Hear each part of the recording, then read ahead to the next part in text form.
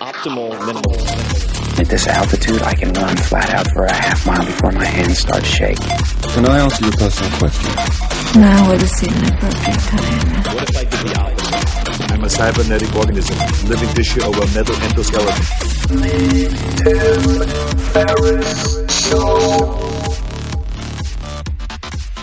This episode is brought to you by AG1, the daily foundational nutritional supplement that supports whole body health. I do get asked a lot what I would take if I could only take one supplement. And the true answer is invariably AG1. It simply covers a ton of bases. I usually drink it in the mornings and frequently take their travel packs with me on the road. So what is AG1? AG1 is a science-driven formulation of vitamins, probiotics, and whole food sourced nutrients. In a single scoop, AG1 gives you support for the brain, gut, and immune system. So take ownership of your health and try AG1 today. You will get a free 1-year supply of vitamin D and 5 free AG1 travel packs with your first subscription purchase. So learn more, check it out. Go to drinkag1.com/Tim. That's drinkag1, the number 1, drinkag1.com/Tim. Last time, drinkag1.com/Tim. Check it out. Hello, homies and homettes. This is Tim Ferriss, and welcome to another episode of The Tim Ferriss Show, where my job is to deconstruct world-class performers, to dig into the minds of people who are the best at what they do, to try to pull out the tactics, the routines, the habits, the favorite books, etc., coping strategies in some cases that you can implement right away. And that ranges from hedge fund managers to chess prodigies to celebrities like Arnold Schwarzenegger to iconic music producers like Rick Rubin and everything in between. This particular episode was an experiment, and I think very appropriately an experiment because it includes two people, a couple, my first couple on the podcast. The first person is Dr. Astro Teller. So Astro is a computer scientist and entrepreneur who currently oversees Google X, which is Google's moonshot factory. They basically try to do anything that seems completely absurd and world-changing, like putting up balloons to give broadband to the entire planet, or who knows, teleportation, you name it. If it's crazy enough and big enough, chances are it falls under his purview. Then you have Dr. Danielle Teller, his wife, who is a physician specializing in intensive care and lung medicine. She has trained doctors and run research at Harvard University and the University of Pittsburgh, for instance. They are both very, very powerful minds. And our conversation is about many things, but it focuses on something I personally have not figured out, which is relationships. And both Astro and Danielle know from personal experience that finding the right life partner doesn't always happen the first time around. And through their own respective divorces, they learned how widely held assumptions and misinformation about relationships, what they refer to as sacred cows, create all sorts of unnecessary suffering. So the approach here and the idea was to really dig in, because these are two very driven people, dig into the rigor that has established both of them as leaders in their respective fields, to have them walk me through how they think about relationships. How do you take two very type A personalities and have them survive and thrive in a relationship? That's something I have not figured out. But these two really seem to have figured out many different aspects. So we sat down to have some wine. And so thank you for putting up with all sorts of echoes and dramatic wine pouring acoustics. But I greatly enjoyed this conversation, and I hope you do as well. So please meet Doctors Astro and Danielle Teller. Welcome to Tim Ferriss's Dining Table. This is clearly Tim Ferriss, and we have some incredible guests here. We've already warmed up with a bite to eat, some salmon as well as some wine. We've had some Malbec, of course, as you know, one of my favorites. This is Trapiche Terroir Series, 2009, and we have a backup just in case we need that to facilitate the conversation so you don't hear a bunch of sighing and glugs of wine for an hour and a half or 2 hours. I don't think that'll be a problem. We have two very, very bright folks here, and what makes these folks so interesting is that they are a couple. This is the first time I've interviewed a couple, and on top of that, people who can talk about not just being top performers in their respective fields, but how to harmonize a family, how to operate with significant others and with children. So I'm really looking forward to exploring this, and we have Danielle and Astro Teller, welcome to the show. Thank you. Thanks for having us. Yeah.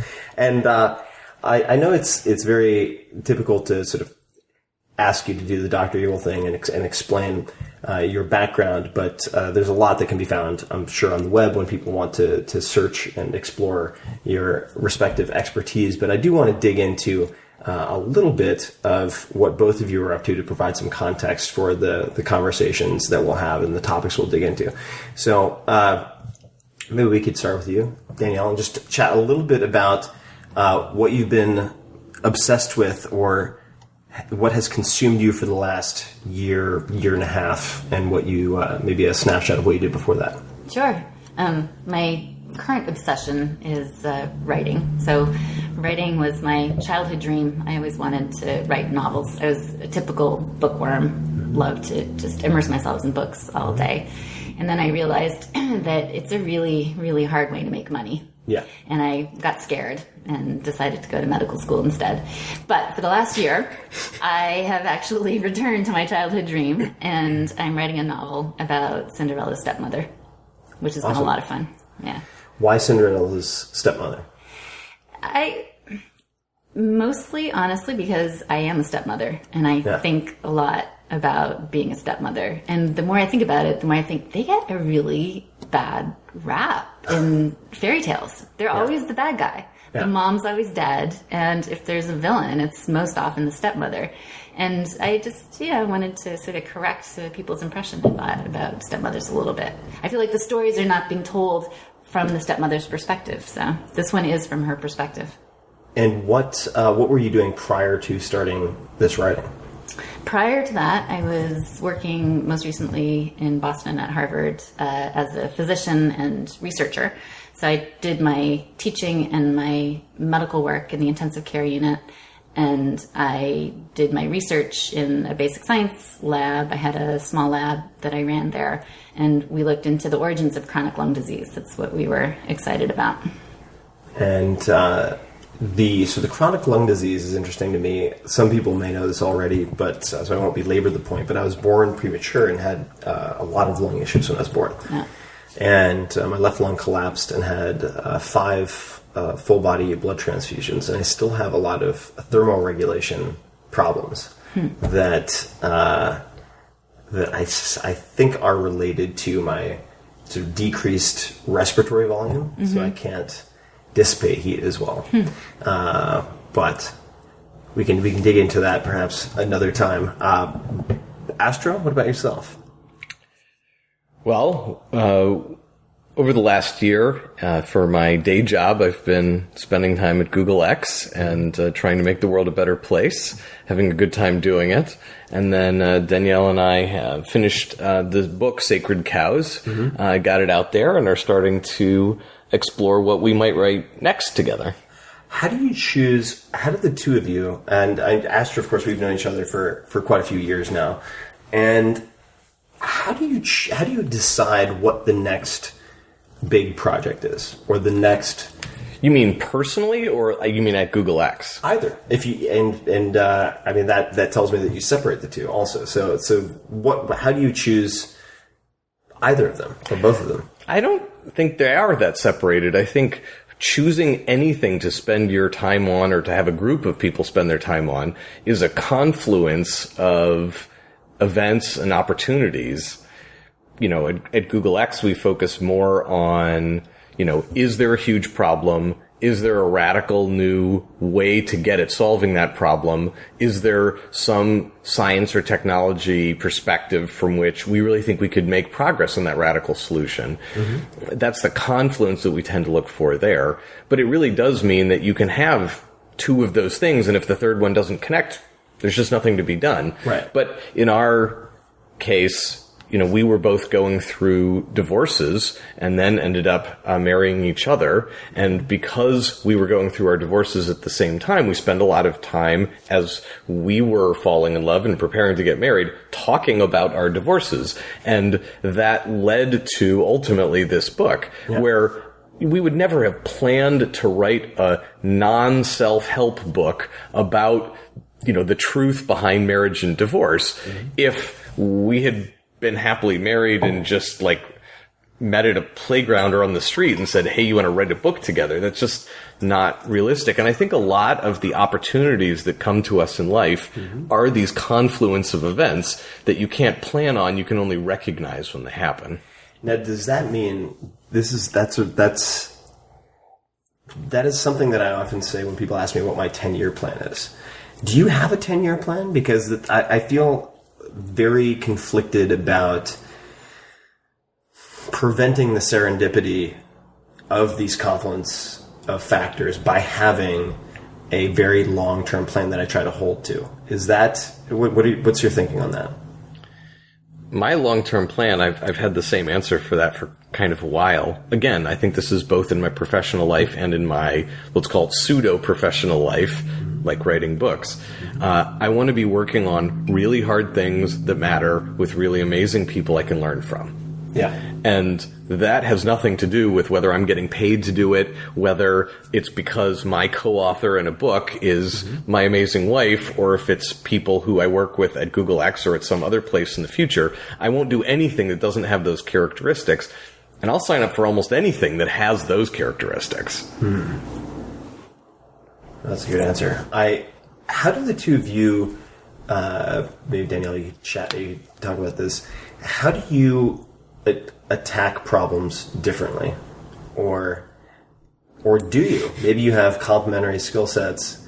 I'm just very curious, when you have a challenge as a couple, or if you were just in a parallel universe, sort of working together and trying to solve problems in front of you, whatever those might be. How do you? I think we're actually fairly similar in how we approach challenges. In the how we approach the future, we're quite different. Astro's a planner, and I'm not. I read a column a long time ago by David Brooks where he described, everyone has got two kinds of people, but he described these two kinds of people. Either the planners who have got everything worked out for the next decade or two, and then there are the people who wander through life looking for the next open door, and if it looks interesting, they go through it, and they don't really worry about whether that's part of a 10-year plan or not. Right. So he's the former, I'm the latter. So we're very different in terms of planning about the future, etc. But I think when new challenges arise, we both tend to be very logical people, and that it's not that we're not passionate or emotional about things, but we both approach problems from a pretty intellectual perspective, and so because we approach them the same way, I think that helps us to talk through them and get as close as we can to a solution. I think that's true. I would color commentary on that. We have a joke, which is if we were World War II era British posters, she would be keep calm and carry on. And the Silicon Valley version of that, the one that's all green and has a crown at the top, but if you look closely, it's made out of like wrenches and screwdrivers and stuff. Okay. And it says, get excited and make things. Ah, yes. That's me. That's you. And it's not, I think there's actually quite a bit of truth in that. My way of trying to get through adversity is to change things, is to put out effort. When things get really shitty, I don't like to sit around. I like to change something, and I kind of just churn up my gears if I can't. And Danielle's sort of the opposite, that when things get really complicated, she can be much more zen and patient and just get through it. That doesn't chew up her gears. Ned, so I've obviously I've listened to the TED Talk that you guys did together. I've read through the book, and even though it is looking at relationships, not exclusively, certainly, but through the shared experience that you have, many shared experiences, but one of them being divorce, I found that a lot of the thought experiments and questions in this were very fascinating, and we're going to delve into a lot of that, and I'm sure we'll jump around, but I'd love to start with the idea of a soulmate, and sort of the one that is meant for any given person. There's that shining star, and I'd love for you guys to talk about your position on that. And maybe as part of that, just elaborate. And this is something, I'm 37, of course, I'm thinking about these as well. Like, what were the non-negotiables for you, both that allowed you and that are allowing you to have a happy union? Does that make sense? I mean, you can separate those two things. It is, but those are two totally different questions. Yeah, those are two totally different questions. That I thought I would just make one very difficult, long question. You want to answer the one true cow, and I'll answer the second one? Sure. So the way we approach it in the book is as one approaches religion, which is to say, I might be a very strong believer in my religion and feel that at an emotional level, as well as an intellectual level, that what I believe is true, and recognize that other people don't have that faith, that they they just don't believe it. They can't bring themselves to believe it, even if they wanted to believe it. I was an agnostic, I guess, about true love. Well, I was an atheist about true love, I guess. I really didn't believe that there was such a thing as true love. And I approached my life through that lens, basically. When we fell in love, it was as though the way I viewed everything in life changed. I saw even the literature I'd read before, poetry I'd read before. I felt like all of a sudden I had this superior vision. I could tell which poets were really in love and which ones weren't. It's like having tasted something or experienced something for the first time, and then you sort of see it around you, and I don't know, it's you see something that wasn't there before. Right. It's like the Sixth Sense when they're like, oh my God, the red doorknob. Exactly. Yeah. So I think that what we say in the book is that we're believers, and yet we recognize that not everyone is. And I don't know. I mean, certainly we don't think that everybody's going to find their soulmate, or that there's a soulmate for everybody, or that there's even just one soulmate for people. But that there is a very important qualitative difference between different kinds of romantic love, that not every romantic love is the same. And there are some types of love that just require that you be together. And Plato described it, the original sort of Platonic ideal of love was that humans were cut in half by Zeus and were forced to wander the world looking for their other half.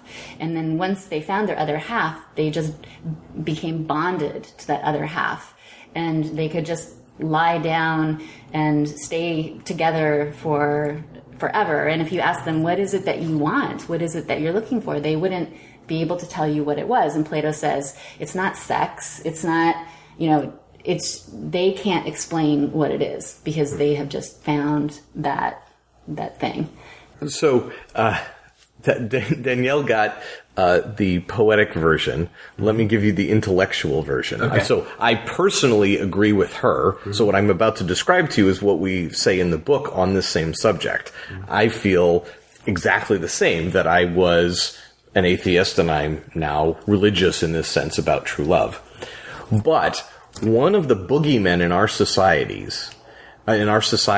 on the subject of marriage and divorce, one of the unfair narratives which society keeps and uses to bludgeon people as it chooses, is that true love exists before marriage. Yeah. If you're not married yet, then your only best, highest purpose in life is to find true love. And anything is worth it to find that thing. Yeah. Including ditching somebody moments before you say the words, I do. Yeah. Well, that was one of the thought experiments that I thought was... And yet, moments after you say the words, I do... Yeah.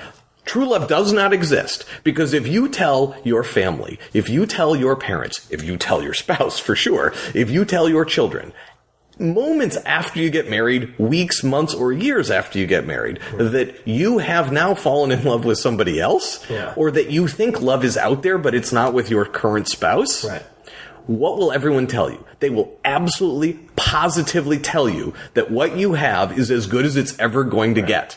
And that schizophrenia, that like we want to have it one way up to marriage, but then we all pretend that it's the opposite, that this thing doesn't exist after marriage. Right. That's BS.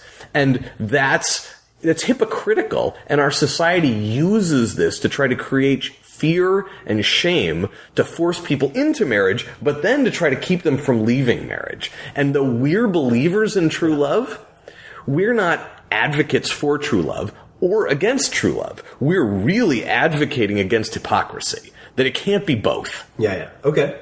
No, that's fair. Now, so I realized my question about the sort of the one true love might actually not be the right question. So before that's sort of predicated on, I think, a narrative that a lot of people have, which is find the one true love, get married, have kids. And in my own personal life, looking at a lot of my friends, there are people who are happily married. And I do know some older folks, usually men that I'm closest with, who have been happily married for a long time. And I'm sure they have their ups and downs. But I've also seen the sort of the collateral damage or the explosions of marriages all around me, just with friends who are, say, in their mid-30s or so. And so I'd love to ask both of you, what are the misconceptions? When people think of the word marriage, what should they think of? How should they define it for themselves? What does it represent? And is it for everybody? I mean, I think a lot of people feel pressured to strive towards marriage, and then the downstream effects of kids and whatnot. But when people are thinking of marriage and feeling that type of pressure, as I do sometimes, quite frankly, what advice would you give them? I don't think there is a should. I think if we would advocate for anything, it's just having the space to make your own decision without a lot of social pressure. Mm-hmm. The social pressure doesn't help, and it's not aimed always in the right direction. Yeah. I think that there are a lot of different reasons to get married, and I'm not sure. I mean, we talk about true love in these highfalutin ways, like it's this really awesome thing, which it is, but not everyone finds that, and maybe if you don't believe in it, you're not going to experience it, just like some alternative medical treatment. If you don't believe it, then you don't experience it. Like maybe you need to be predisposed to it. Some people get married because they want to have a family and they like the person that they're with, and it's not true love, but that doesn't mean it's wrong. I guess people just need to go into it with open eyes and realize what their motivation is, and realize that they're going to, what they end up getting out of it, what they experience in marriage is going to have a lot to do with why they got into marriage in the first place. Mm-hmm. And I think, having both been married and divorced before, we would wish that everyone could be happily married, but certainly marriage isn't for everybody, because being unhappily married is not better than being single. I mean, it's sometimes lonely to be single. There are downsides to being single, but there are a lot of downsides to being unhappily married too. Yeah. The other thing I would say is that marriage is not only something that you can enter into for different reasons, but one of the main challenges associated with marriage and divorce is that people don't necessarily go into them with clear expectations that they share with themselves even, or let alone with their spouse. So one of the other sacred cows that we talk about is the holy cow. Mm-hmm. And we talk about the marriage contract as though it were almost like a business contract. And the concept of a contract is that you pre-negotiate friction. That's the entire point of a contract. Yeah. But it's not for the best case scenario. That's right. But when you look at the marriage contract, that is the vows that people say in front of their friends and family, it is the worst possible form of a contract. It has all of the pressure and seriousness of a big contract, but it is ultimately ambiguous. Because to say, I promise to love you for the rest of my life, since that's not something anyone can control, how they will feel in the future, is to leave completely unspoken what actually you're promising. Yeah. Now, so if you were to say, I promise to stay with you no matter how miserable I am, that's a concrete promise. Not a very romantic one, but it's a concrete promise. If you were to say, look, I hope that I love you for the rest of my life. If I stop loving you, like, I'm going to work really hard to work it out with you and start loving you again. But if I can't, I'm going to leave and you should want me to leave. Like, that's also concrete. Yeah. But we don't, as we're entering into marriage, have a real conversation typically with our soon-to-be spouse about what it is we think we're getting into, what it is that they think they're getting into, and whether or not it's the same. Yeah. Because a lot of the hard feelings that happen at the end are really generated by this ambiguity that's set up at the beginning. And I think our society makes it harder for people to really think about these things in a really rational way because of the pressures you're talking about. I think because society just puts a lot of pressure on people to get them to the altar, but also the way we've turned weddings into this fairy tale event. Yeah. I think it really places the emphasis on sort of the magic of love. And love is wonderful, but we can't let our desire to have this wonderful romantic event make us blind to the fact that love isn't something that we control. You know, that love is actually an emotion, and it's not something that you can just, there's no switch inside your heart that you can just turn on that will make you love someone, or if that love fades away, that can make you continue to feel the way that you used to feel. I mean, if there were, Match.com would be the most successful business in the world, right? You just pick someone who seemed like they fit certain criteria, you just reach in for your love switch, turn it on, you'd be like, oh, I'm so in love with you, this is great, right? Yeah. But it doesn't work that way. And it doesn't work that way after you're married either. There's no magic threshold that you cross. You're the same as the person that you dated for 2 years that you thought was really great for the first 8 months, and then things got worse and worse, and you finally decided to go your separate ways. It's not really any different. If you happen to have gotten married before that 8 month had elapsed, you would be in the same position. But society would see it very differently and would treat your feelings very differently. So here's a question for you guys then. If you both experienced divorce, why did you choose to officially get married again? Because, I mean, of all the places that, granted, there's still pressure, but of all the places that are somewhat forgiving, the Bay Area is pretty forgiving. I mean, there's something for everybody here. And maybe some other podcast, I'll talk about the time I accidentally wandered into a polyamorous dinner party by myself. And then they all sat down to do self-introductions, and I was like, how do I get out? How do I get out? Oh my God. That was a big party. I'm not sure anyway, that's a separate time. But the point being that the Bay Area, San Francisco, is pretty forgiving, I think, as far as those things go in the United States. So why did you guys choose to get officially married again? It had nothing to do with what society wanted. I wouldn't have felt whole until we'd been married.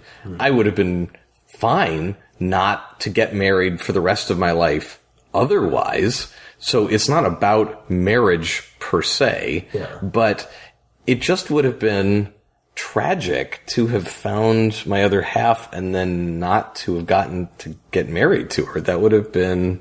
Just not sort of formalizing that devotion? I mean, whatever. We didn't need the wedding to know that we have the feelings that we have. Right. But to not celebrate it just would have been a missed opportunity. I don't know. You know when you're madly crazy about someone and you just want to do everything you can to bring yourself closer to that person? Sure.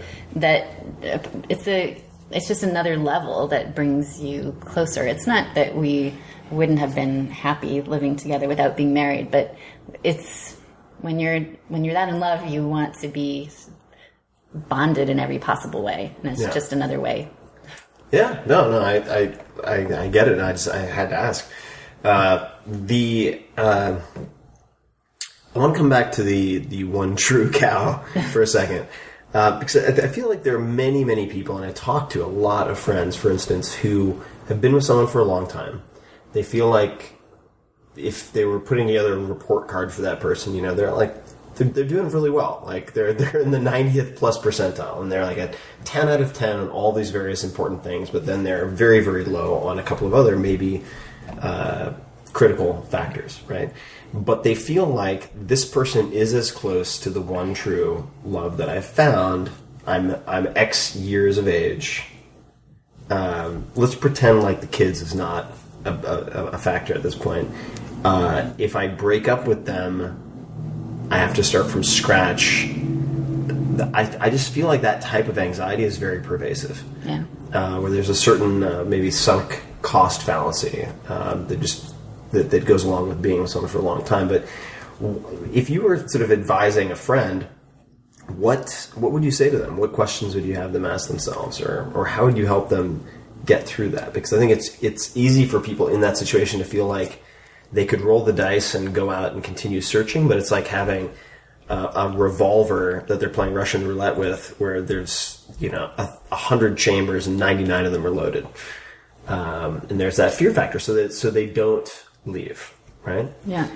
What would you say? And it's a very difficult question, but I mean, it's not an uncommon situation. What might you say to someone like that? Yeah, I mean, it's really hard. I don't think that we are very good at giving advice in those situations, because we know people who have chosen to get married for a number of different reasons, and there's more than one reason that works for people. So I guess my question to them would be, what is it that you want? Yeah. Why do you want to get married? And if your answer is that you want someone to grow old with, that you want someone to have children with, that you really value the familial bond, it may not be that smart to just continue to wander the world and look for your other half, because you're not guaranteed to find your other half, and you might get to a place where you feel like, wow, now I'm too old to have kids. Now, I don't have what I want. But if what you want is this, if it's more about the passion, then I think you have to be extra careful about what you're getting into. Though, so we run this experiment, I'd say at least 2 weekends a month. My brother is single, and my brother meets a lot of wonderful women, and he's just never found someone that he wants to marry. And he asks essentially exactly what you just asked. How old is he? And he's 41 now? Yeah. 2 years younger than me. And so he asks us this, and we say the same thing to him every time. Then there's a presumption buried in he's here. Not very bright, but he's actually incredibly bright. He's incredibly bright. But it's stupid, because this is a hard question. But what we tell him is, for God's sakes, if you don't have to be with them, don't be with them. Right. Not only don't get married, but probably don't even date them. Like, move on. Yeah. But hidden in that statement is an understanding that we have about him in particular, that we believe that he's wired the way we happen to be wired. That is, that he has it in him to feel the thing that we feel. I believe he does. And that he will be unhappy. I believe he will be unhappy if he settles.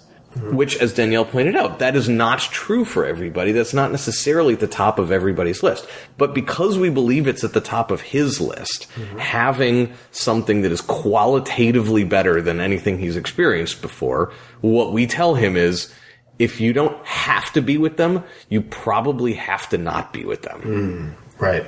And that's not a checklist. When you get to the place where you have to be with someone, there's no, like, there are 9 out of 10 there. It's different. Yeah.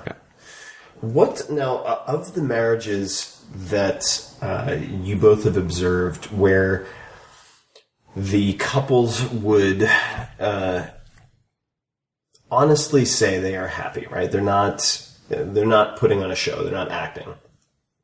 What were the reasons they decided to get married? Right. So if the outcomes are highly dependent on sort of the reasons for getting married in the first place, what are the reasons that tend to have better outcomes than others?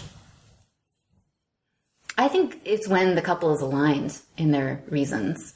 So I do know couples who have gotten married really to have children. I mean, it's not that they didn't love each other, but it was much more. I think a lot of people, it's accelerated, or the decision is made for that. Right. So they might not have ended up together, except that having children was what they wanted. And they love being parents, and they love their families. They just love being part of a family. So I think that can work. But, the one thing I feel, this is just, my opinion, when I see people who are happily married, I remember one time sitting around the Thanksgiving table, and my brother and his wife were there. And he described looking at his wife.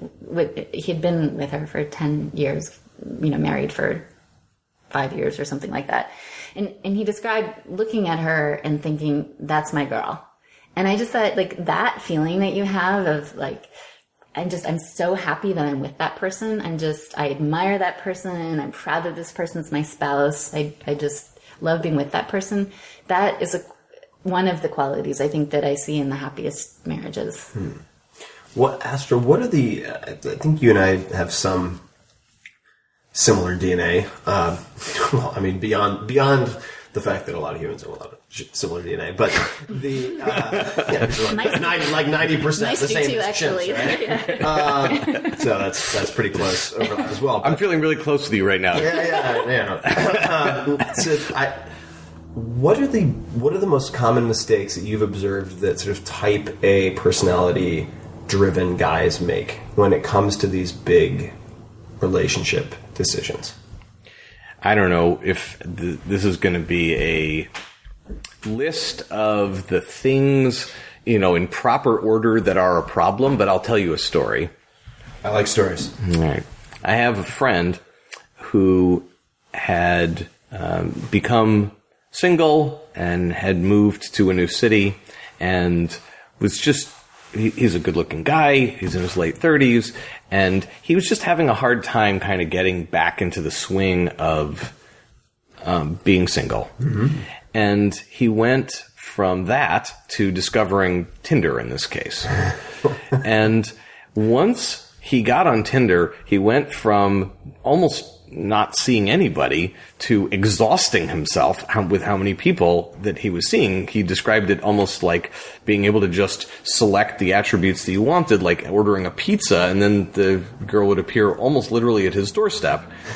And the thing that I thought was interesting about this was that he said after he had ordered a good 30 of women who happened to fall into a particular category, they were blonde, they were 6 years younger than him, they'd all gone to Stanford, technical, that he had this set of things that he was positive were his type. Right. And he said, now that I've been with like 30 of those women, I've discovered that's not my type. Huh. And I think that's probably more typical than not, and he just discovered it a lot faster than many people do. Yeah. But the types that we think we have come from the movies, come from, who knows, what our parents said to us we were supposed to be with, from our own insecurities and hang-ups, and those things aren't going to make us happy. Yeah. And so those can't actually be the checklists. But if you don't use, and I'm not picking on Tinder, but if you don't use Tinder, it could take you decades to find that out instead of months. Right. Right? Because it could take you several hundred experiences to really verify that it's not just her or her or her or him or him or him. It's actually that you were misguided, that you had the wrong sense of where people would resonate with you. So a lot of type A people think that a type A person is who they have to be with. Mm-hmm. Danielle is a introvert. I'm an extrovert. And I don't know, I never had a checklist, but I wouldn't have probably written introvert on some checklist of mine. Mm-hmm. But really loving somebody is about throwing the checklist out the window. And so thank goodness I wasn't like trying to satisfy some checklist, because I'm not sure introvert would have like made the list for me. But that doesn't make us incompatible. It's, I would have had a bad list if I had been making a list. How did you first meet? We met in 2001 in Pittsburgh. I had just moved there, and I had just gotten married. Putting it together. All right, the Carnegie Mellon connection. Right. Yeah. So I had just gotten married, and my husband was still in Boston, and I needed to find a place to live, and I was uncertain as to whether I'd be able to stay. My mentor had just moved from Yale, where I had started my training. I still wasn't quite finished, and my mentor moved to University of Pittsburgh. And so I either had to find myself a new science mentor and start all over with a different project, or move to Pittsburgh. But as a Canadian, I didn't have a visa that was going to allow me to remain in the U.S. necessarily. Yeah. And so I needed to get a waiver. So I needed to find a way to be able to stay.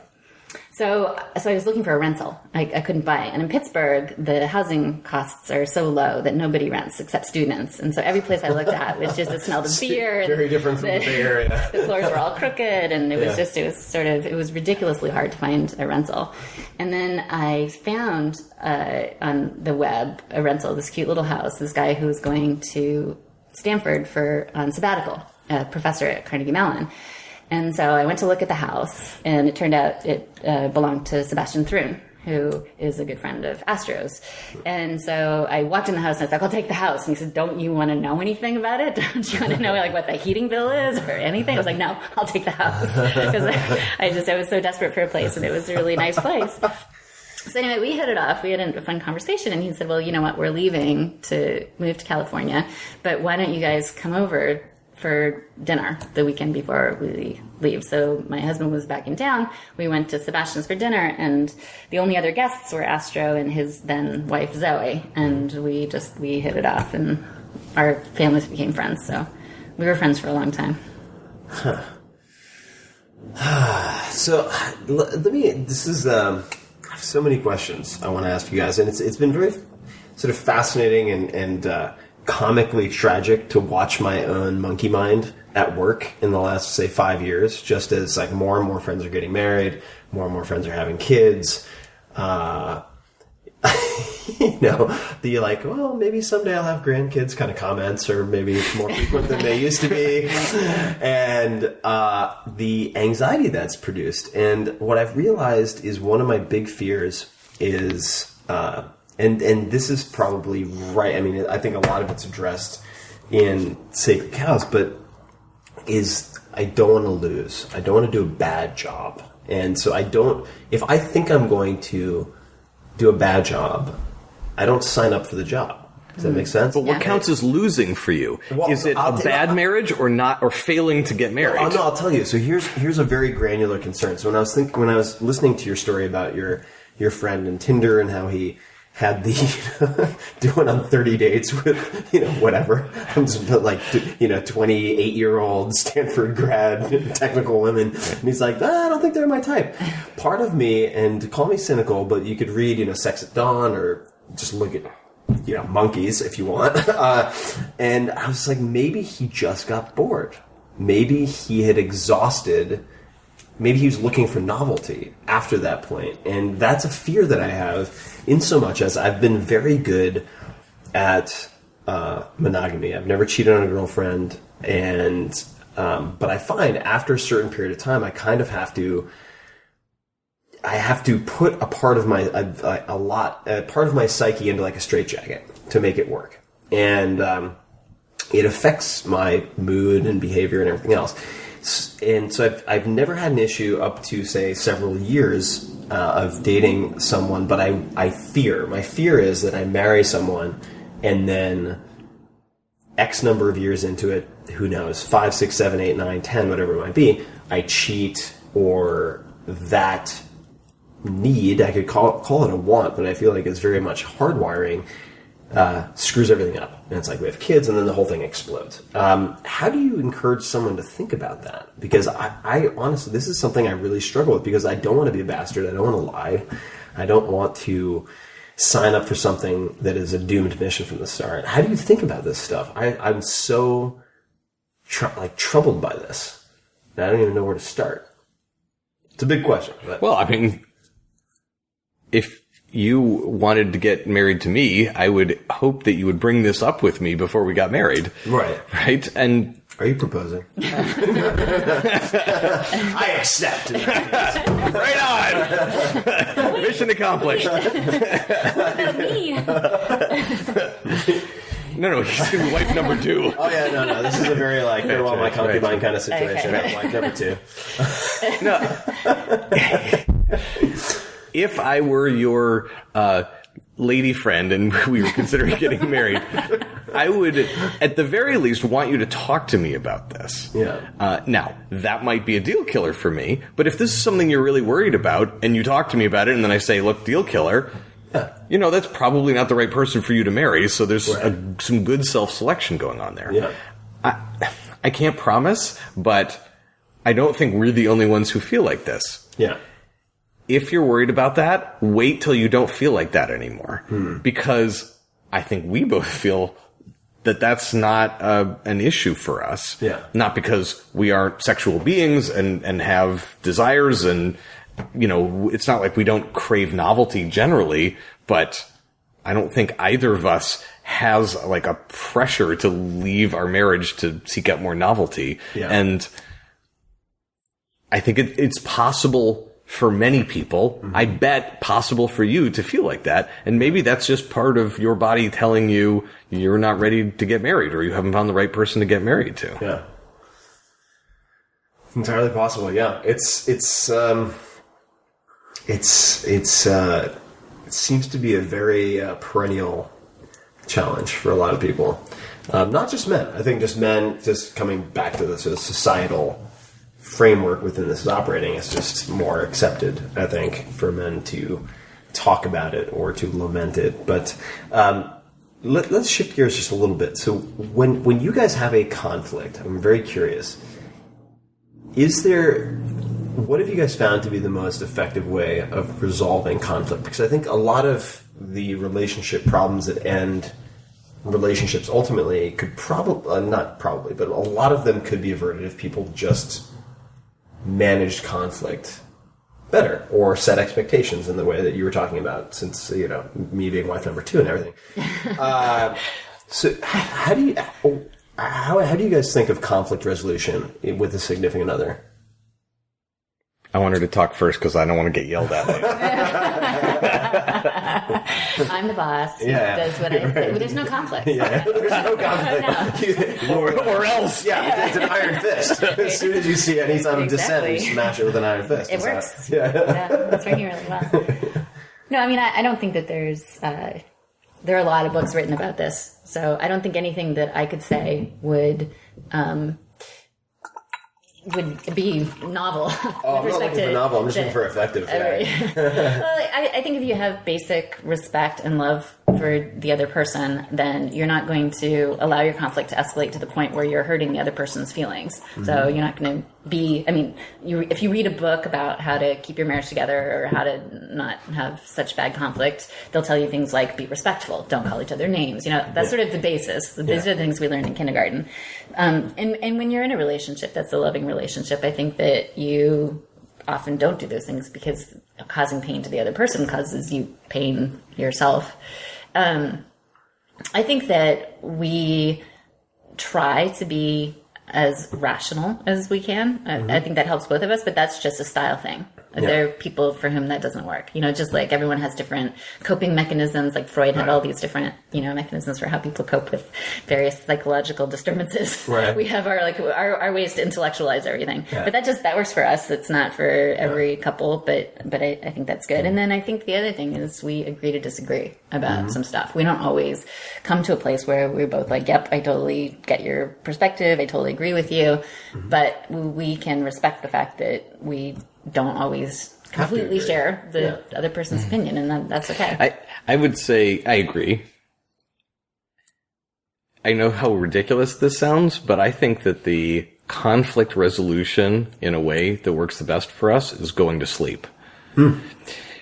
It's so frustrating, but whenever we have conflict, if we allow ourselves to sit up and talk about it for 4 hours, typically the conflict really doesn't go away. No. Yeah. But it doesn't matter. If we talk about it for 4 minutes or 4 hours, the conflict, if anything, will get worse, typically. Yeah, that's my experience. But if we go to sleep, the next morning, we're like lovebirds again, and we can't even reconstruct what we're getting. Why we're like. See, this is really, but we've gotten good at it. So now we will just say. Sometimes it's hard, but we are much better than we used to be at just saying, "Why don't we go to sleep? We'll talk about it tomorrow."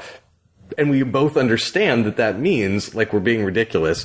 It doesn't feel ridiculous, but we also understand intellectually that we're going to feel different the next morning. And then we run the experiment, and sure enough, the next morning, we don't want to fight about it anymore. No, I like this advice because it's simple, but it's also, it runs counter to what you are told a lot in relationship advice books, which is never go to bed angry. Like, you have to, resolve it before you go to sleep. And my experience is yours. It's like, all right, the only thing that was just accomplished is we took something that was like nonsense and two humans being stupid from 4 minutes to 4 hours. And now we're just not going to get any sleep and we're going to be bitchy and grumpy tomorrow. Right. Like, Yeah. not much point to that. Okay.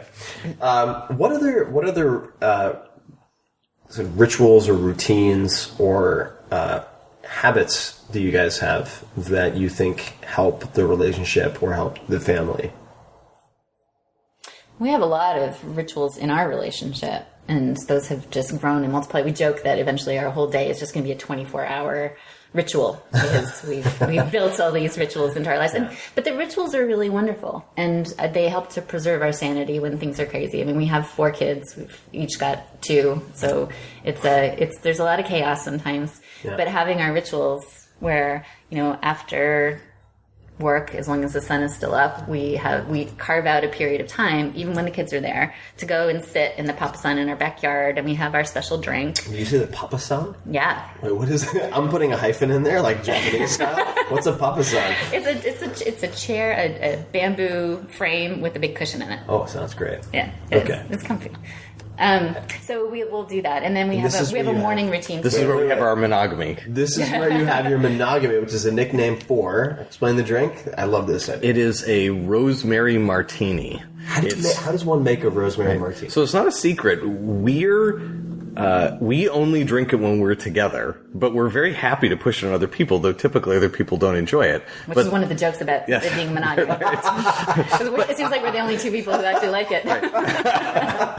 But the recipe is 3 parts rosemary infused vodka, 2 parts vanilla infused cognac, and 1 part lemon juice.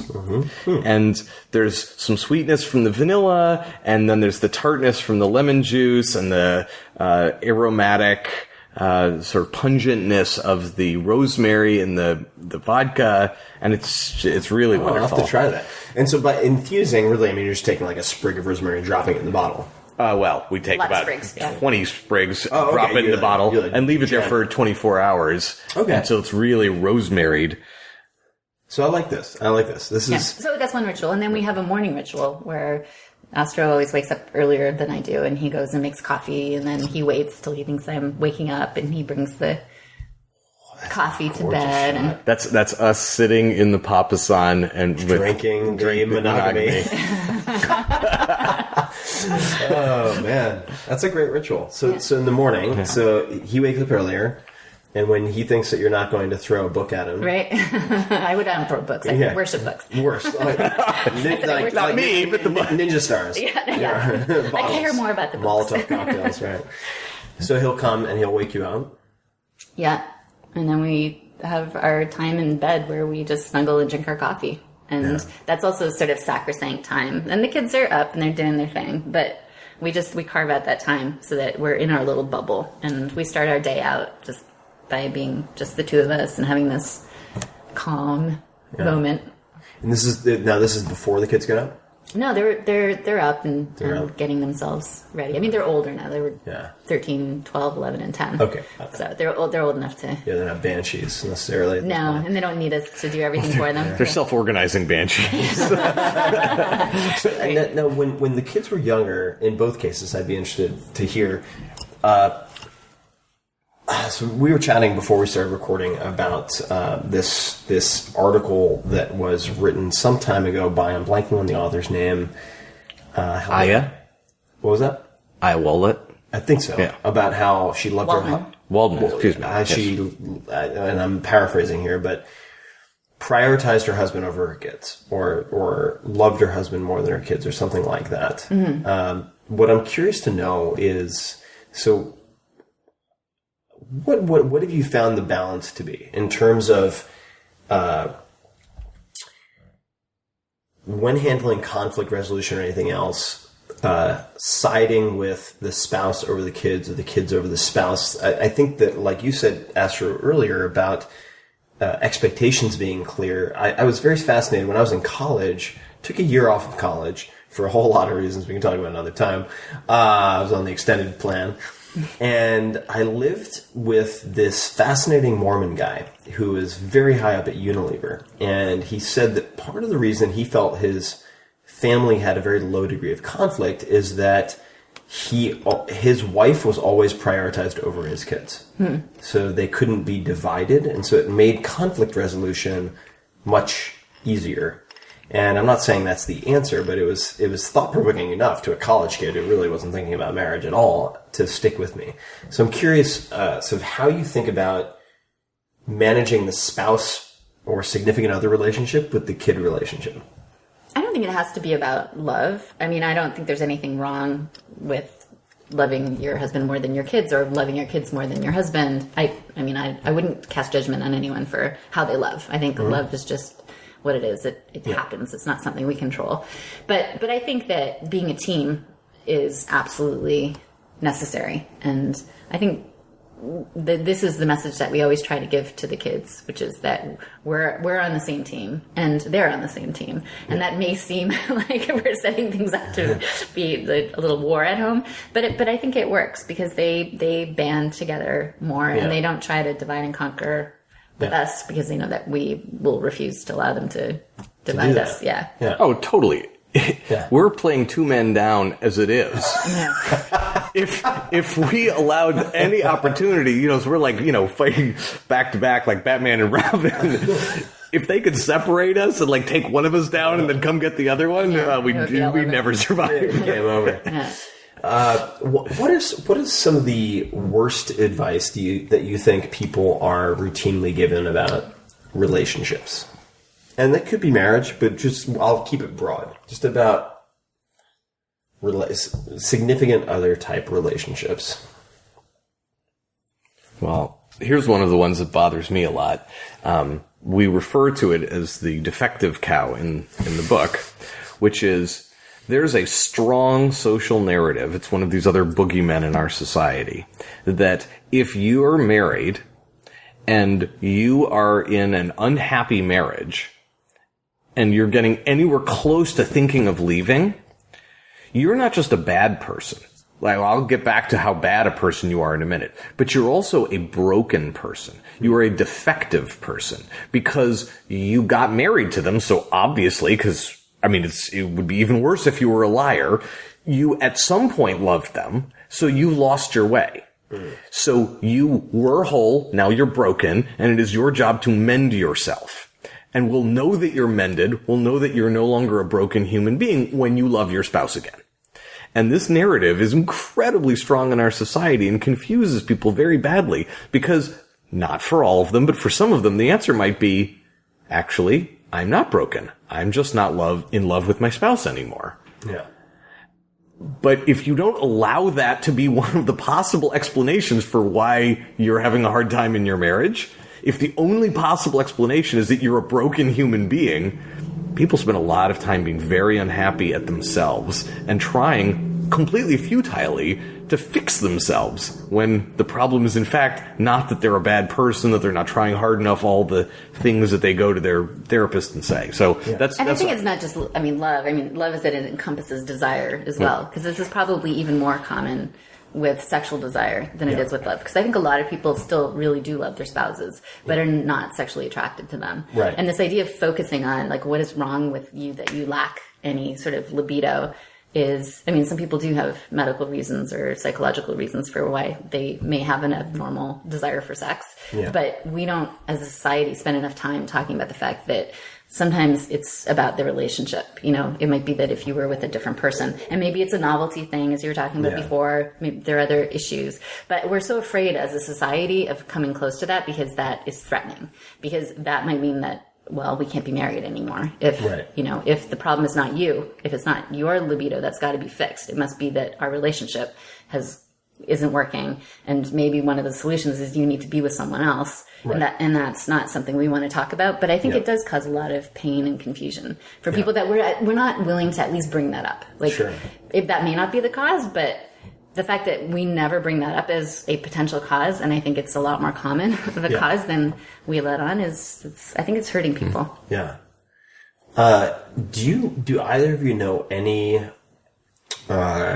long-term single people who older than 40 you would consider to be genuinely happy? Yeah. Okay. Tell me about them. Because here's, I'll give you the timeout so you can think for a second. Because part of me is like, yes, he just got married, but like George Clooney had a pretty good run of things, and it's like, I wonder if there is, especially as a male, I've felt so much pressure from different corners in the last few years related to marriage, and I'm like, is it really so bad? Like, I'm a pretty happy guy. I would love to be with the true love of my life, of course. But if there's any degree of doubt, it doesn't I don't want to rule that out as a completely non-viable path, at least for a period of time.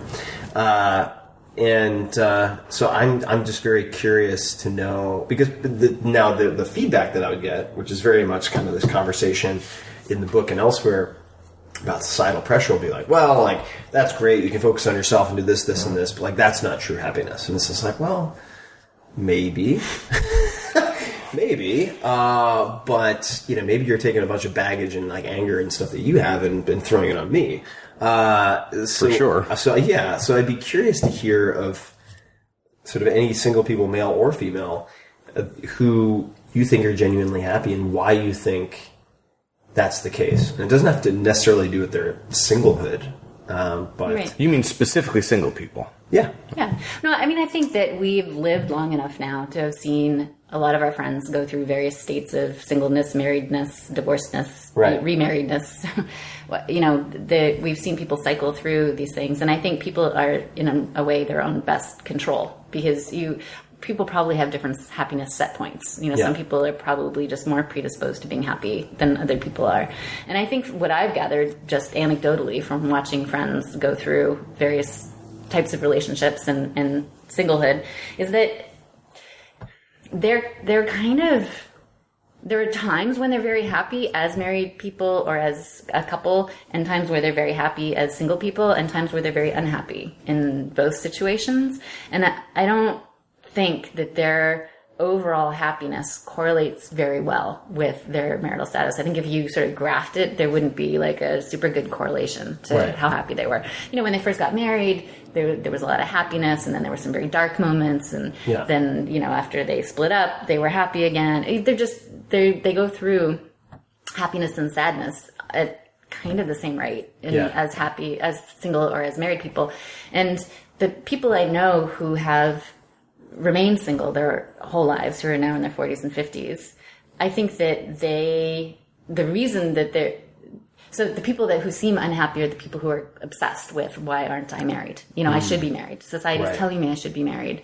Should I have had children? Can I still have children? What's wrong with me? But the people I know who just have a very strong inner sense of, this is how I'm meant to be. I tried being part of a couple. It really isn't my thing. I just it just doesn't really work for me. They seem as happy to me. I mean, you never know how happy any other person really is. Sure. But they certainly seem as happy to me as any married people I know. Yeah. I would also say that I think one of the things that does correlate with happiness, this is well known to be part of what tends to cause happiness in people, is a sense of gratitude, a sense of connection to other people, and a sense of caring for, spending time on, thinking about people other than yourself. Now, having a family happens to drive all of those things. And so there can be sort of happiness benefits of a kind. There's lots of stressors also, but happiness benefits to being part of a family. But that doesn't mean that you can't get all of those same benefits as a single person, right? And I know, for example, entrepreneurs who treat their companies like their families. And they really care a lot about their companies and about the people in the company. They care about it more than they care about themselves. And not just because they're trying to win or make a lot of money, but because they're very purpose-driven and they're very community-oriented. And this is the community that they've created and they care for. And so I've seen people who are single have all of the same benefits that you get from having the benefits of having a family. So I think it's a sort of false sense that you have to be selfish or an egomaniac if you stay single. I don't think that's a necessary outcome. So much food for thought. These are big subjects. I mean, there are very few things that really, really, really stress me out these days, and it's like this relationship stuff is one of them, because I think there's so much subjectivity involved, and I like to be able to kind of like slice it and dice it and put it on a plate of glass and be like, okay, here's what we have. Great. Okay. All right. Fantastic. What are our assumptions? Okay. And here are like 3 or 4 things we can test, and great. Which is where like Tinder is potentially, valuable, where you can spend like 3 weeks figuring out like, oh, maybe this isn't my type, as opposed to 3 years or 3 decades. What are the are little things that both of you do independently to help happiness or well-being? So not a routine with the other person, but things that you guys do separately or individually that sort of help you maintain an even-keeled sense of well-being. Well, exercise. I think that's a pretty not very interesting answer, but No, I like the real answers, not the... Well, exercise is the answer, but we do a lot of exercise together. So it happens to be that if you separated us for a year, we would both keep exercising. Yeah. It is also the case that whenever we can, we exercise together, and it's one of our favorite things to do. It's one of our rituals. Mm-hmm. And that's running, or what other types of... Running. Running primarily. Yeah. Do you talk, or do you just run? we usually talk. Sometimes we just run. But I've always felt like exercise is the cure for everything. Like, cures what ails you, kind of. No, I agree. My favorite form of our talking when we run is she listens to more podcasts than I have time to listen to, and she'll narrate podcasts like this one. She'll hear something that she really loves, and then in an hour-long jog, she will narrate, I think often better than the podcast itself, which sometimes she later plays for me. Almost like thought for thought, everything in the podcast. It's a particularly fun way for us to spend our time. You could just listen to the radio or listen to the podcast. No, it's way better. What are your go-to podcasts? You mentioned Serial? I'm an NPR junkie. Yeah. NPR? Yeah, so I listen to the NPR ones. Okay. Have you sort of wandered out into the odder neighborhoods outside of public radio, or not yet? Not much. I probably should do more of that, but there's just so many. There's so many podcasts, and I can't listen to as many as there are so many. As I like. I've recommended it before, but I'll recommend it again. Check out Hardcore History. Okay. It's so amazing. Yeah. Maybe one episode every 2 to 3 months, and it's phenomenal. Check out Wrath of the Khans. It's a multi-part series on Genghis Khan, as he says, Genghis. Let me ask a couple of very different questions. They're not necessarily relationship related, but they're questions that I know the listeners enjoy hearing answers to, and I enjoy hearing answers to. So the first one might sound odd, but it's related to a purchasing behavior. So, what is the most impactful $100 or less that you've spent recently? And it could be on anything. But curious, and it could be something free for that matter. But what have you spent $100 or less on in the last 6 months, year, that has disproportionately positively impacted your life?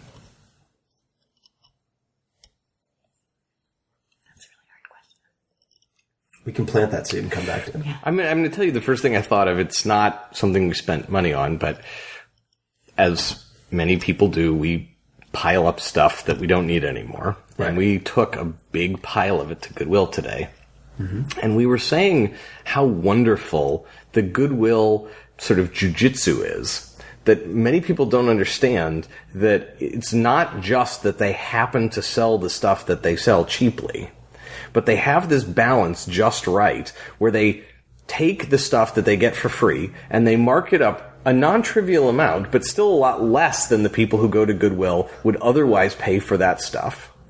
It has no value to us. We would otherwise have thrown it away. So it's sort of something for nothing. But then they take the profit they make from that, and they have other philanthropic enterprises. They use up all of that profit doing other things.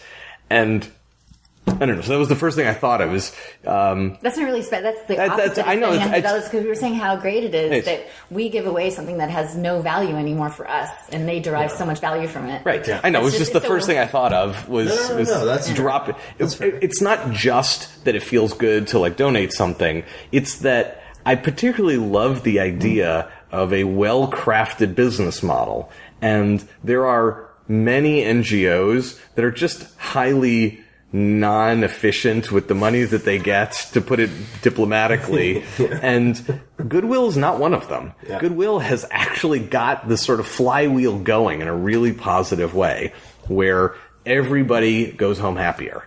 Yeah. It's just, they're like, the world should be more like that. So. Yeah.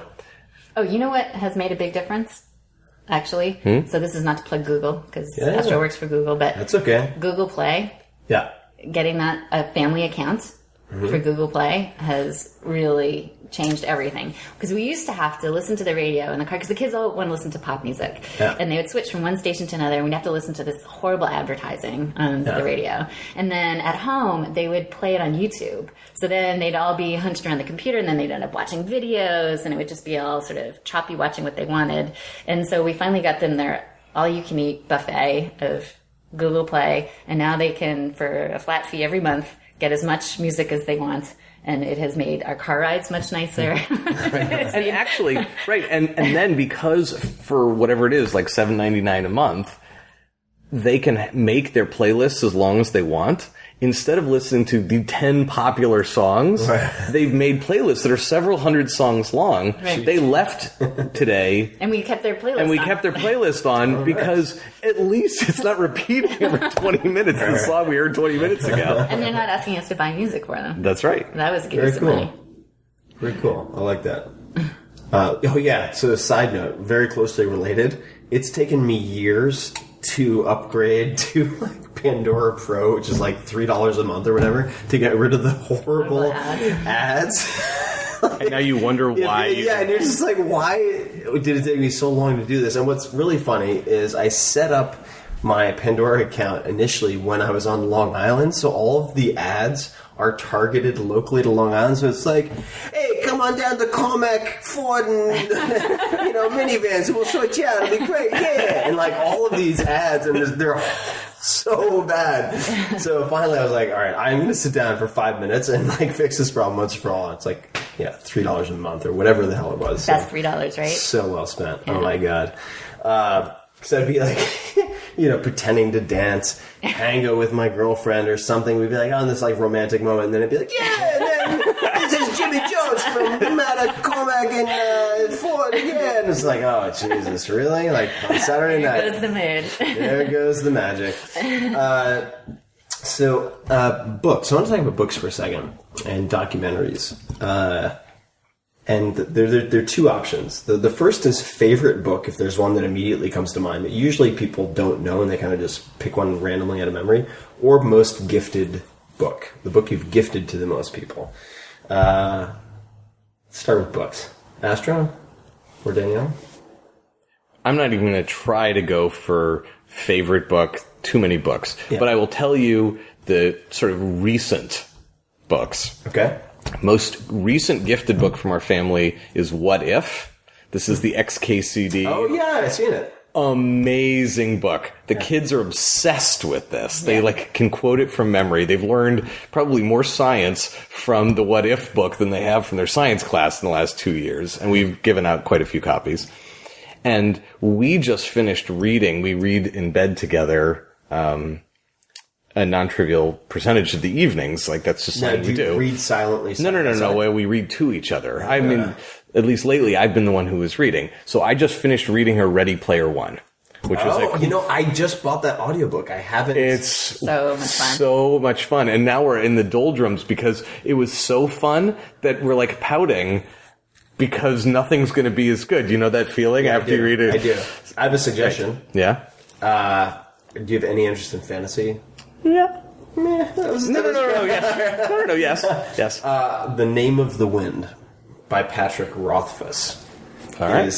I've yet to suggest it to anyone who hasn't enjoyed it. All right. All right. Now, the other option that also has a really good track record so far as people I've recommended to, is The Graveyard Book by Neil Gaiman. It's about a young boy who's raised in a graveyard. Really, really stellar. I think the audiobook is partially what drew me in, just because Neil Gaiman is such an incredible narrator. Okay, so what if? And isn't the Graveyard Book a recreation of another famous book? Ooh, that's a good question. I don't know. I just thought I don't know. It might be. What about you, my love? Well, I would say the one book that I probably tried to push on the most people, and it really didn't take, so I stopped pushing it on people, was Oscar and Lucinda by Peter Carey. Okay. I just fell in love with that novel. Oscar and Lucinda. Yeah, when I was, this was a long time ago, I just really, really loved that book. What did you like about it? It was just so lyrical. Every single chapter is like a little jewel. He has the most amazing way of bringing to life a scene with not just beautiful language, but incredible imagery. Like a coat rack with hats and coats on it, looking like it's covered with crows. Like you had this image of these birds who are going to take flight, and this one of a bird diving into the water, piercing the membrane between dreams and reality. And he just has these wonderful turns of phrases. Or this woman who, there are parts that are really funny too. It's not just all lyrical, but the Lucinda character in the book gets really angry and yells at someone, and then she realizes that she's created a scandal and this is going to create a problem. And there's this great image of her saying that as her anger cooled, it was like an athlete who had torn a muscle in the middle of a race or a game, and then as the anger went away, then she could feel the pain. The pain set in. It's such a common feeling, right? Where you do something in a moment of anger, but comparing it to this athlete who's just feeling this pain for the first time. Anyway, I love that. And the other one I love is The Hours, for a very similar reason. The Hours by Michael Cunningham. Yeah. Now, why did the first one not take? So you're trying to push it, but it didn't take. I think because it doesn't have... It's not very plot driven. It's kind of long, and it's really about the moments and about the writing. Okay. And the plot is very slow to get going until you get halfway through the book. You're really not sure where the book is going. And then it's a romance, but it's not a very uplifting romance. See, this is why we're each other's other half. My favorite books have the exact same problem, and I push them on people and nobody likes them either. Right. It's the Gormenghast trilogy by Mervyn Peake. What was the name of the trilogy? Gormenghast. Gormenghast. It's how do you spell that? Gorgemghast. Okay. Gormenghast. It's the name of a castle. It's this castle. It's like a fantasy story, but there's no magic or witches or elves or anything. It's just this castle that's set in this very abstract place, and it's just the political life in the castle. So it's like Downton Abbey in a castle? It's more abstract than that. It's like a cartoon version, but a very gorgeous cartoon. But it's written by an artist and a poet who had, until he wrote the first book, never written a novel. And it reads like that. They are word paintings. Right. And so many people read them and just are like, I can't keep going. But I have another book recommendation for you. Yeah? It's called Motherless Brooklyn. It's about it's by Jonathan Lethem. It's a fantastic, hilarious novel about a detective with Tourette's syndrome. And it's based in Brooklyn. And it fully embraces all of the cliches of the detective genre. I love it. It was recommended to me by two staunch critics who seldom recommend books, my mother and my brother. And I can count on one hand the number of books that have been recommended to me by both those people. So, Motherless Brooklyn might also be a fun one. I'll ask each of you separately. So, Astrid, when you think of the word successful, who is the first person who comes to mind? The first person who came to my mind was Elon Musk. I don't know that I would yeah, I mean, obviously he's a successful person, but there's so many different kinds of success. No, let's dig into that. Yeah, that's worth exploring, I think. I admire the fact that he has single-handedly done what most other people need a large crew to help do. He has started a series of really successful things, and he's highly involved, and I admire that sort of boundless ambition combined with the seriousness about digging in and doing what it takes to get it done. And he's quite purpose-driven, which I happen to like also. If you had to put half of your net worth into SpaceX or Tesla, which one would you choose and why? This is dramatic wine pouring. That's the sound of Astro's money going down the drain. No, I'm going to say SpaceX. Okay. I think Tesla will be a more financially successful business, but it would be hard to get as excited about that. It is just inherently more audacious, more in the spirit that moves me to dream about going to Mars, which is what fundamentally drives Elon, and especially about SpaceX. It's just the ethos of that adventure is worth more to me than the dollars that would be created by better electric cars. So that is not a knock on Tesla, but that's my knee-jerk reaction. Yeah. Okay. Cool. What about you? I think I'm going to take a pass on that one. I don't really have nothing like leaps to mind. No. I mean, not that there are just so many successful people, and I don't know. I feel like it's the benefit of going second, or the curse of going second. Well, I had all this time to think of I know, some, and I was thinking like, who could I? But there are just so many. Okay. People. Wouldn't know where to start. If you could choose anyone throughout history to ask 100 questions, I'm not going to ask you to give the questions, but who would you choose?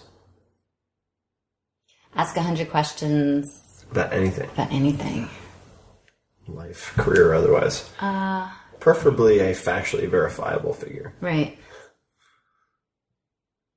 I think I'd be most interested in talking to one of the Greek philosophers, because I feel like we have a lot of documentation about what they thought and a fair amount about how they lived, but it's not a complete picture. Yeah. And obviously they spent a lot of their lives thinking very deeply about things, but I would like to get their sort of take on the questions that I would want to ask them. Any particular philosophers? Probably, Plato is, I think, the most interesting. He's an interesting cat. Yeah. They're all such fascinating, conflicted characters, just like modern human beings. Imagine that. If you had to point to ways in which your medical or scientific training has helped your relationships with family or significant others, is there anything that you could point to? Yeah, I think there are a lot of things to point to. Probably the most significant is that being in medicine, you deal with people from all walks of life, from all cultures, all parts of the world. And working in an intensive care unit, you're working with families and patients who are in some of the most dire straits that they've ever been in. And I think that it really forces you to not just pay lip service to seeing things from the perspective of other people, but actually having to really try to understand where they're coming from and how to connect with them. It's really important in those times to connect when you're trying to talk about decisions surrounding life and death. You really need to have a strong connection. And I think that opens your mind so much to realizing how differently different people feel about the world and think about the world. And it puts you in the mindset of having to adapt yourself to their way of thinking. And so I feel like that has been very valuable, that I don't sort of have a knee-jerk reaction to whether a perspective someone has is right or wrong, that I've been trained over the years to not see it in black and white terms, but just see it as, people are different. And so it's sort of pragmatically trained you to have an immediate degree of empathy that you wouldn't have otherwise. Empathy, but also just not to shut my mind to what they're trying to say. Because they might have, I might be speaking with someone, I'm not religious, I might be speaking to someone who's very religious, and I need to try to see the world from their perspective. And when you're talking to a teenager, you need to employ these sorts of skills and see that they may have a radically different way of seeing the world than you have of seeing the world. Yeah. What type of medicine were you involved with in the ICU? So I worked in the medical intensive care unit, which is the unit for everyone who's severely sick enough to either be on machines to support them or are going to soon potentially need to be on machines to support them, who don't have a surgical issue. The people who have had surgery, they go to the surgical intensive care unit. And then there's also a separate cardiac intensive care unit. So if you have a heart attack, you go somewhere else. So we kind of get, we're the grab bag of everything else. And those are chronic, sort of progressive diseases? Acute. Well, no, we see them when they're in their acute phase and hopefully get them better and send them on their way. Okay. Oftentimes they don't get better, and this is their sort of last Got it. So you're having a lot of sort of what if conversations with families. You have a lot of conversations about the end of life, because that's a lot of these people were at the ends of their lives. Do any of those conversations in particular stand out to you? Just that have kind of stuck in your mind? Well, I think, a few of them do. I think one of the ones that's pertinent to seeing people a different perspective was one of the problems that a lot of the medical professionals, nurses and physicians who work in intensive care units in this country is that we end up having a very different view of the end of life than people who are coming in, than the families and patients who are coming in. Our society has such a strong optimism and such a belief in the medical system that they believe that everyone's going to be made better. Not everyone, that's an exaggeration. But I think that they have more confidence than maybe is warranted in how much the medical system can do to save their loved ones. And a lot of people have, in order to provide them with hope, they have been told along the way that things were maybe rosier than they actually were. And then we were put in the position of having to deliver the news that it's unfortunately earlier. Unfortunately, we've already passed the point where there's nothing left to do, and at this point, we're just coming to the end. And what's very difficult is when families won't hear that and they want us to continue to provide life support. We know that it's going nowhere. We know that it's just a bridge to like a more difficult, challenging death for this person, and we feel like we're sometimes torturing these people. They were just causing unnecessary pain and harm, that the outcome's the same, that they're going to die very soon, and they may die in one day, it may be 2 weeks, but if it's 2 weeks, it's going to be 2 very horrible weeks.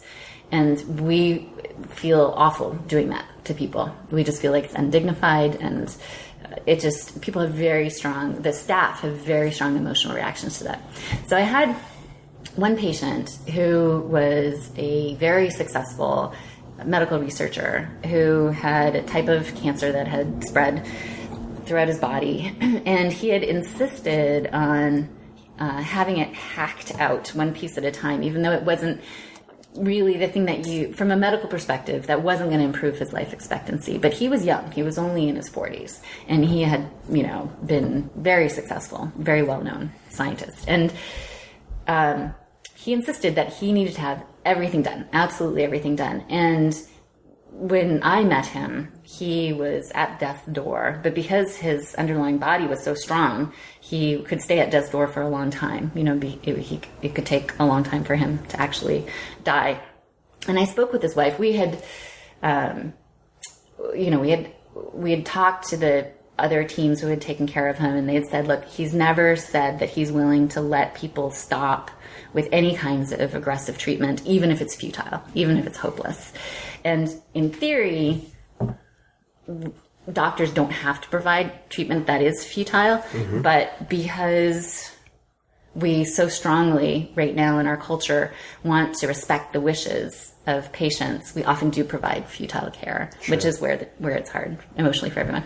But I had this conversation with his wife, and she said to me, look, and she was this lovely, lovely woman, and she said to me, I know where you're coming from. I totally get what you're saying. I know he's going to be dead soon. And he wanted to die a warrior's death. And he is a warrior, and this is how he's going to go out. Like, he just wants to go out fighting. And I just suddenly felt at peace. I was like, you know what? From my perspective, this is the wrong thing.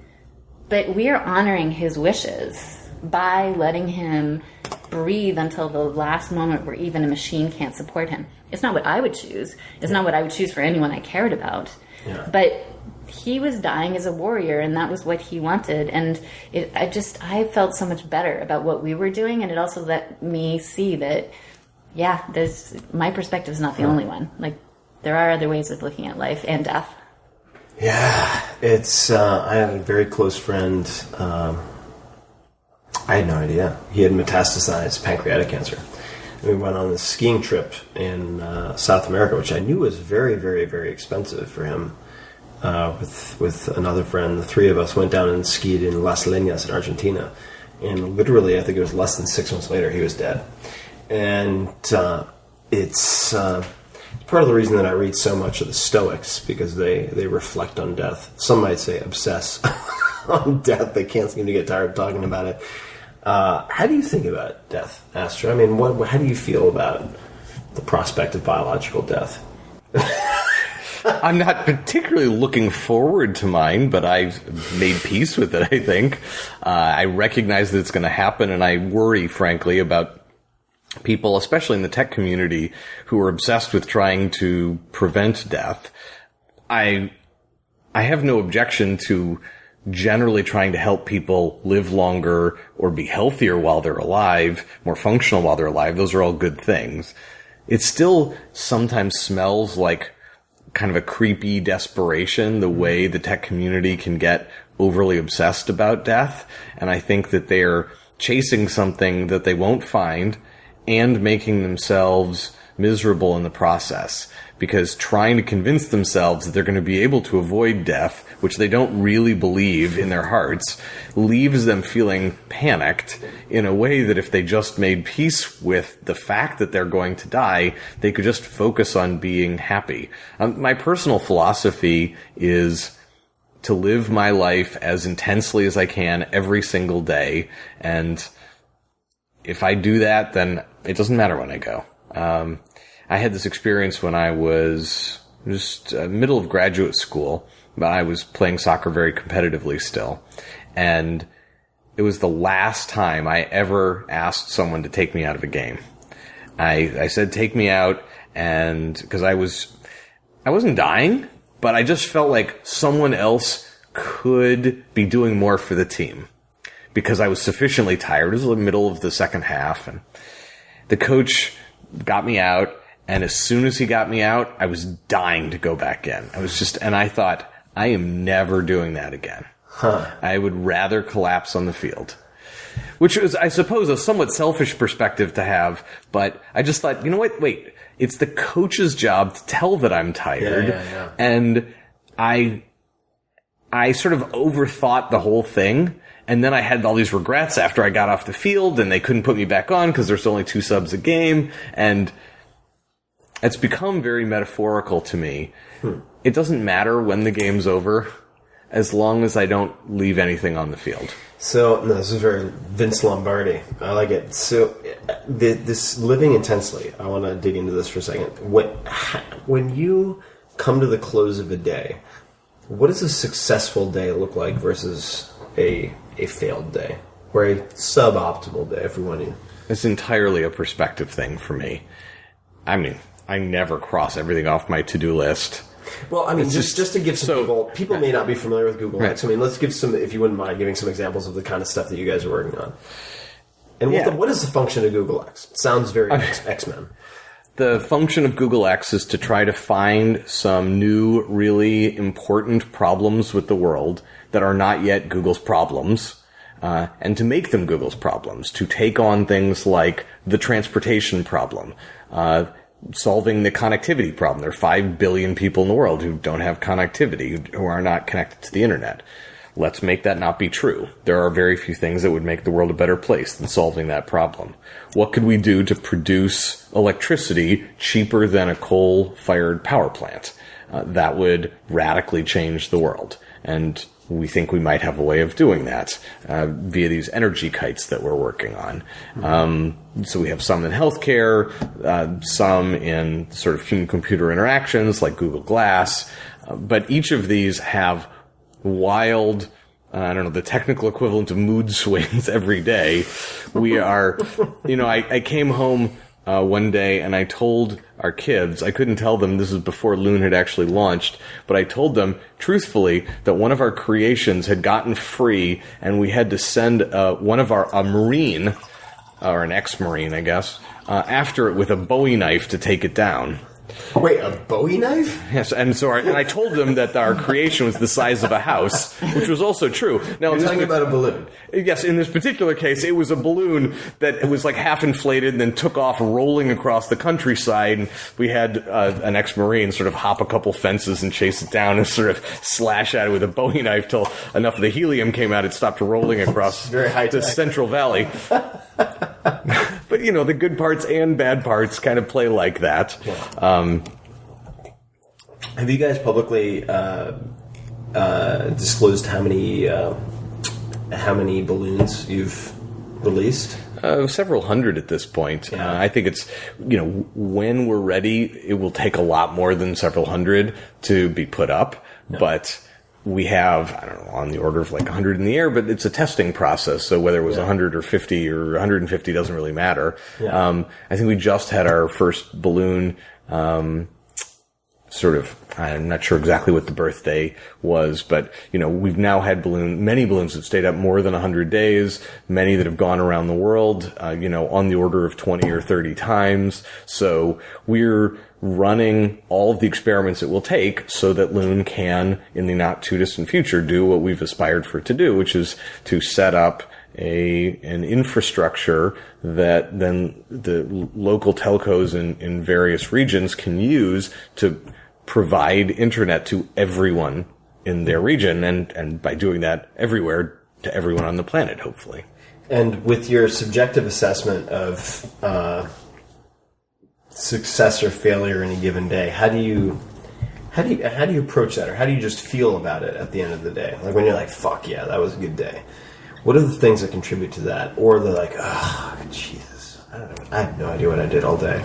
Maybe you don't have that feeling. I do. I do. No, I mean, was I authentic?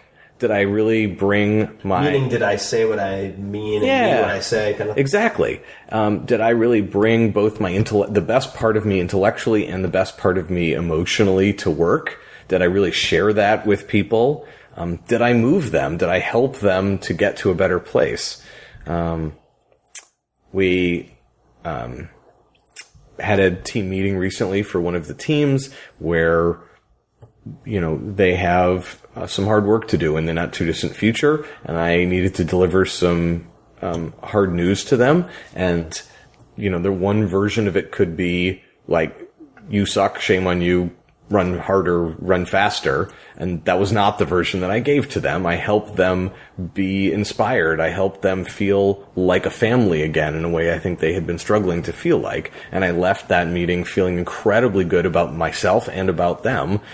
And not just because I had given a rousing speech, but because they had met me halfway. They had responded in the way that I was hoping for.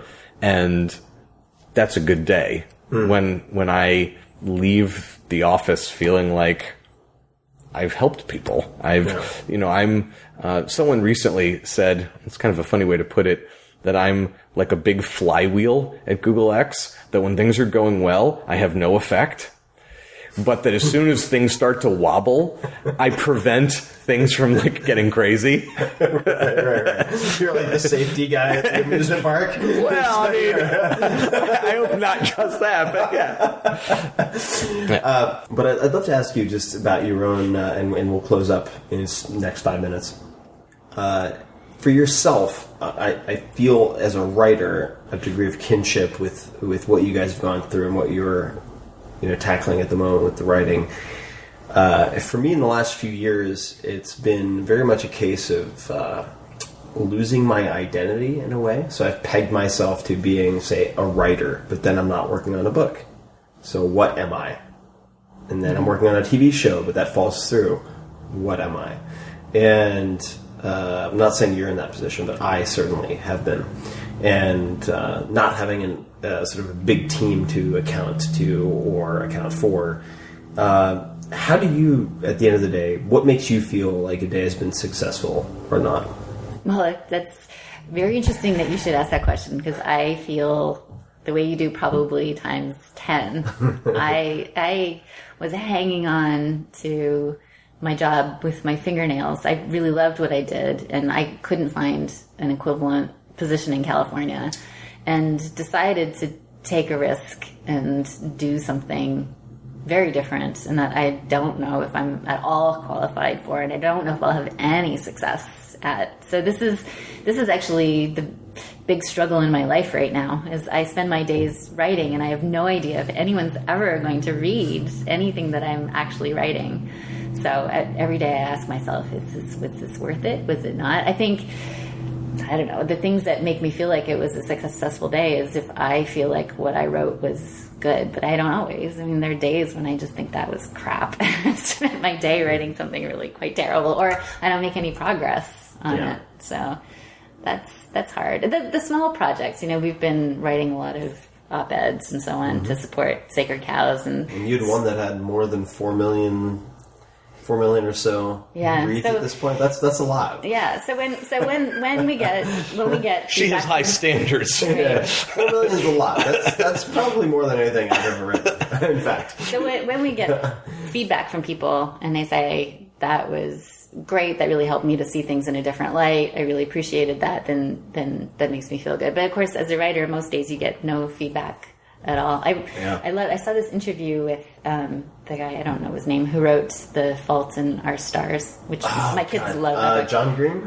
Is it? I think that's right. Am I making that up? Yeah, thanks, John Green. Anyway, he gave this interview, and he was saying that being a writer is like playing Marco Polo, where all you say is Marco, Marco, Marco. And then, if you're successful, 2 years later, finally someone will say Polo. That's a great description. Yeah.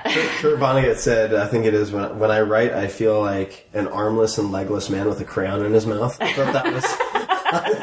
that was a pretty good description. All right, guys. Well, where can people learn more about both of you, about the book, about what you're up to? Tell us where people can check you out. They can check out Sacred Cows at Amazon, at Nook, on Google Play. They can get the book.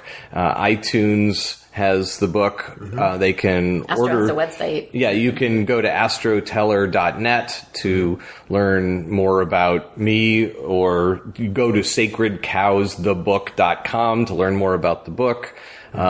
We just gave this TEDx talk, TEDx Boston, about Sacred Cows that we gave together, that I think is a good sort of 15-minute intro to the concepts in the book. It's another good way just to go to YouTube, and you can check that out too. Cool. And what was the piece that you wrote that stirred up so much fire? Oh gosh, what would they call it? American parenting is killing the American marriage. That is a good this. All right. Well, thank you so much for coming over, guys. This is fun. We should hang out more. And lots of food for thought. Lots of stuff for me to consider. And hopefully everybody else out there listening. You can find the show notes, obviously, on the website. I'll include links to everything, including the book, at 4hourworkweek.com/podcast. And that is it for this evening. Thank you, guys. Thank you. Thanks so much for having us, Tim. Oh, yeah. My pleasure.